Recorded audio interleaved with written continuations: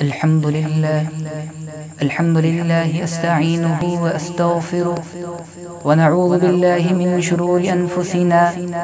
من يهده الله فلا مضل له ومن يضلله فلا هادي له، وأشهد أن لا إله إلا الله وحده لا شريك له، وأشهد أن محمدا عبده ورسوله أرسله بالحق بشيرا ونذيرا بين يدي الساعة.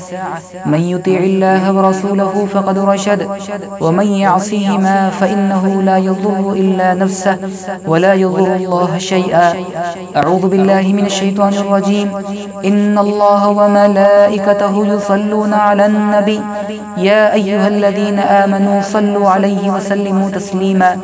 اللهم صل على محمد عبدك ورسولك، وصل على المؤمنين والمؤمنات والمسلمين والمسلمات، وبارك على محمد وأزواجه وذريته.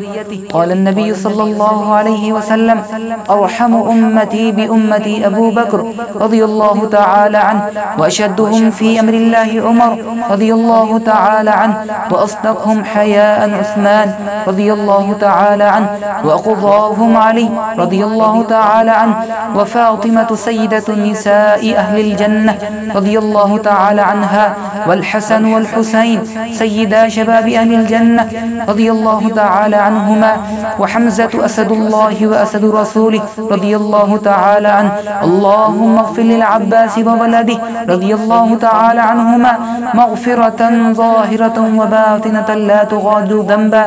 الله في أصحابي لا تتخذوهم غرضا من بعدي، فمن أحبهم فبحبي أحبهم، ومن أبغضهم فببغضي أبغضهم. وخير أمتي قرني، ثم الذين يلونهم ثم الذين يلونهم.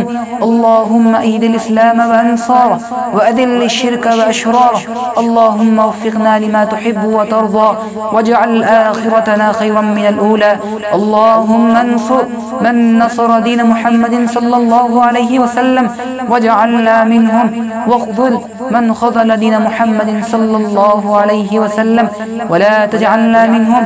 عباد الله رحمكم الله، إن الله يأمر بالعدل والإحسان وإيتاء ذي القربى وينهى عن الفحشاء والمنكر والبغي، يعظكم لعلكم تذكرون.